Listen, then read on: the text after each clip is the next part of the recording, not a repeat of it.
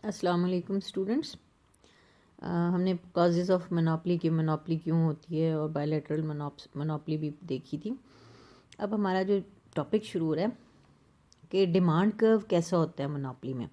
Perfect competition में तो आपने देखा था कि वो एक हॉरिजॉन्टल लाइन होती है, वही उसकी एवरेज रेवेन्यू होता है, वही उसका ये 133 पेज है आपका।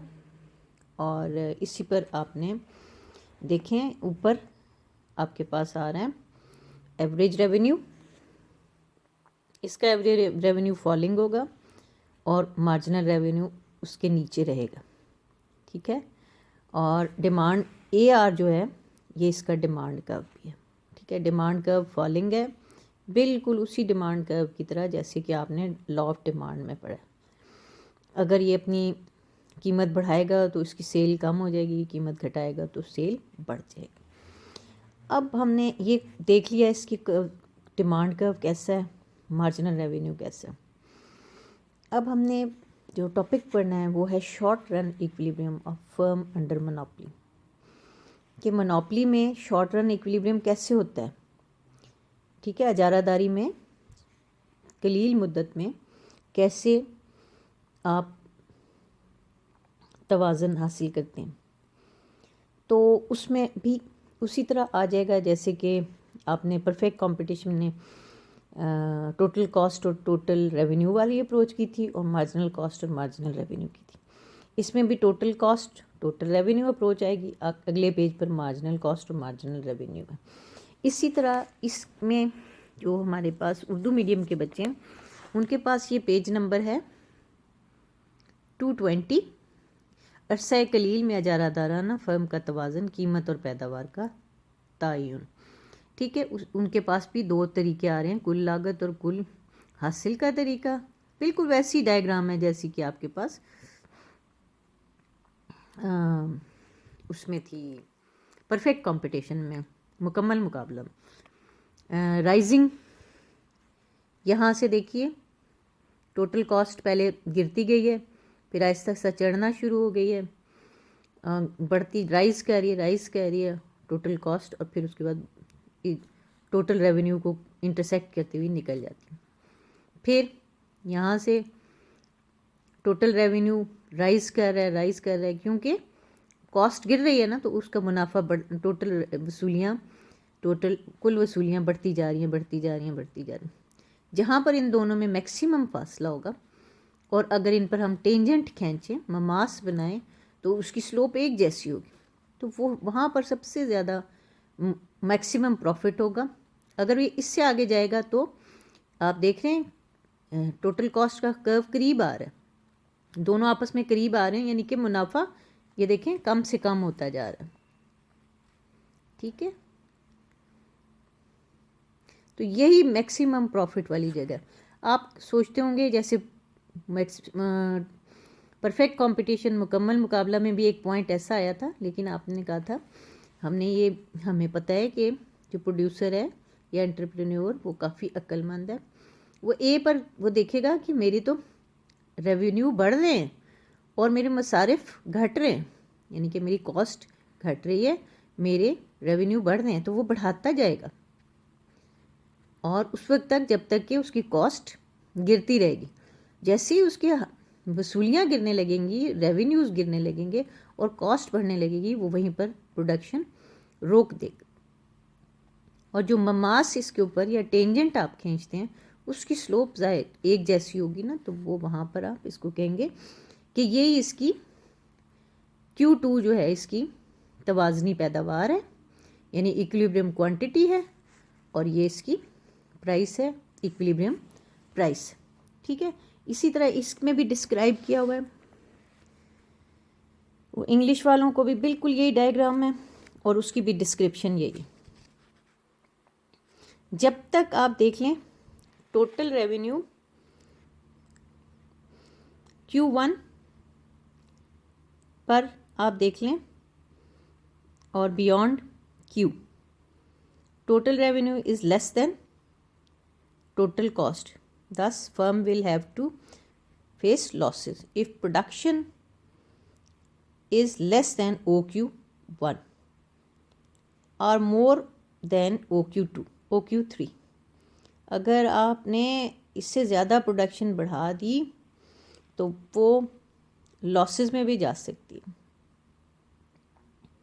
जो आपके पास under this situation output level is OQ which indicates maximum profits and equilibrium level of the firm. Point P being the tangent point at TR and tangent of TC. Thus, 2-point slope of TR is equal to slope of TC and profit is maximum at output level OQ2. इससे आगे जाएंगे या इससे पीछे रहेंगे तो आप losses की तरफ लॉसेस बर्दाश्त करेगी। और एक रैशनल प्रोड्यूसर ये काम नहीं करता, उसको इतनी समझ होती है। अब दूसरा तवाज़न मालूम करने का तरीका जो है वो मार्जिनल रेवेन्यू और मार्जिनल कास्ट अप्रोच है। ये आपके पास नेक्स्ट पेज पे है, आप इसे देखिए। Sorry. According to this approach, equilibrium level of monopolist firm where MR is equal to MC and MC intersect MR curve from below. Same conditions जो परफेक्ट कंपटीशन में थी ना, मुकम्मल मुकाबला में, कि MR और मार्जिनल रेवेन्यू मार्जिनल कॉस्ट के बराबर हो और MC उसको कट कहाँ से करे, MR को राइज करता हुआ फ्रॉम बिलो। ठीक है, तो अब आप इसके देख लें। जनरल एजम्पशन के मुताबिक बिल्कुल उन्होंने तकरीबन उसी तरह किया है, लेकिन इस वो जो परफेक्ट कंपटीशन था उसमें आपके पास जो AR और MR ऐसे थे। ठीक है, ये AR और MR थे, लेकिन एक ही ख़त जो है वो AR और MR को रिप्रेजेंट कर रहा था। लेकिन यहाँ पर आपके पास AR फॉलिंग है, उसके नीचे नीचे MR है, बाकी कॉस्ट कर्व्स की वही शेप है। ठीक है, कॉस्ट कर्व अब उसी तरह सॉसर आपने बताया था पिच की शक्ल के होते हैं या उल्टे यू की शक्ल के होते हैं। हाँ, तो ये यू की शक्ल के हैं, ज़रा फ्लैटर से हैं। और AC, ये AC है। मार्जिनल कॉस्ट उसी तरह पहले तेज़ी से गिरता गिरता आता है, मिनिमम को टच करता है, फिर राइज करने लगता है, फिर AC को उसके पस्त तरीन या मिनिमम पॉइंट पे इंटरसेक्ट करता हुआ ऊपर निकल जाता है। ये जो पस्त तरीन मुकाम है इस पर जब करता है तो यहाँ से आप इसको बढ़ाते हैं तो आपके पास एक पॉइंट C आ जाता है, और आप इसको AR कर्व पर इसको यहाँ से बढ़ाते हैं, आपके पास एक F पॉइंट आ जाता है, और इसको नीचे तक लाते हैं तो आपके पास FQ। अब आपके पास जो ये शेडेड एरिया होता है, ये देखें आपकी एवरेज कॉस्ट इतनी है OQBC। ठीक है, OQBC, और जो आपके वसूलियाँ हैं वो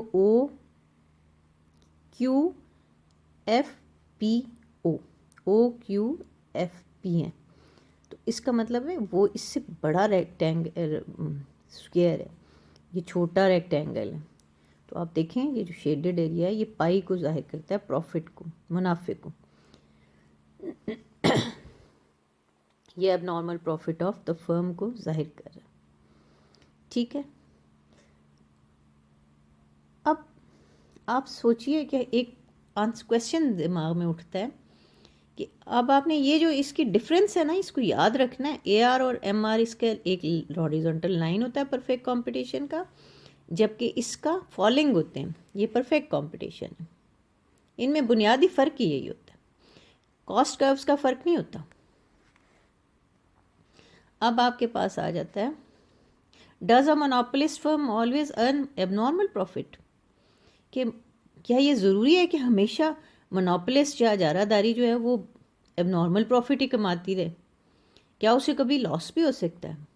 ठीक है, अभी हम इसको देख लेते हैं कि उसको कैसे लॉस भी हो सकता है। उर्दू वालों के पास भी बिल्कुल ये इसी तरह ही है, और यही डायग्राम है और इसी तरह एक्सप्लेनेशन है। एंड होप आप सबको, दोनों पार्टियों को यानी इंग्लिश और उर्दू पार्टीज़ दोनों को समझ आई होगी। But this is not even true even in short period due to certain threats or consideration. A monopolist firm will have to lower down the price of its product, although temporarily, resulting normal profit position or short while losses. The circumstances under which monopolist firm decreases the price of its producer product is as under. To avoid the danger of state interference, जब कोई company बहुत ज़्यादा consumer को एक्सप्लाइट या उनका इस्तेहसाल करना शुरू कर देती है तो हुकूमत के ऊपर बहुत ज़्यादा प्रेशर आ जाता है कि भाई देखें ये क्या हो रहा है। लाइक इस वक्त जो एडमिशन्स चल रहे हैं मेडिकल कॉलेजेस के और प्राइवेट मेडिकल कॉलेजेस ने अचानक अपनी फ़ीसें 15 से 17 लाख सालाना कर दी हैं। तो ये एक ह्यूज जंप है उनकी फ़ीस में, 10.5 से उन्होंने एकदम 18 लाख कर दिए। तो इस पर डेफिनेटली हुकूमत जो है उसके ऊपर प्रेशर आता है पब्लिक की तरफ से कि ये क्या हो रहा है। तो वो लोग सारे प्राइवेट मेडिकल कॉलेजेस लाइक अ मोनोपोलिस्ट कर रहे हैं, उन्होंने एक किस्म का कार्टेल बना लिया, सही है। वो सब मिलकर उन सब ने अपनी कीमतें बढ़ाई और उन्होंने कहा जी हमने इसी पे दाखिला देना और यही फ़ीसें लेनी। उनको कोई पूछने वाला हो कि आपकी कॉस्ट क्या है, ठीक है, और उस पर आप 100% भी मुनाफा रखें तब भी इतनी फ़ीस नहीं बनती। लाइक जब गवर्नमेंट ने उनको कहा कि आप लोगों के 38 या 40 रुपये लगते हैं 1 किलो चीनी बनाने पर, तो अब ज़्यादा से ज़्यादा 80 रुपये 70 रुपये रख लें, इससे ज़्यादा आपने क्या मुनाफा कमाना है। तो उस पर सारी झगड़ा चल पड़ा, ठीक है। तो ये इस तरह के फिर उनको स्टेट की तरफ से इंटरफेरेंस आ जाती है। फिर to avoid the danger of substitutes of its product, उसको होता है कि लोग दूसरी चीज़ें दूसरे ज़राए ना इस्तेमाल करें, नेमुल बदल ना निकाल लें।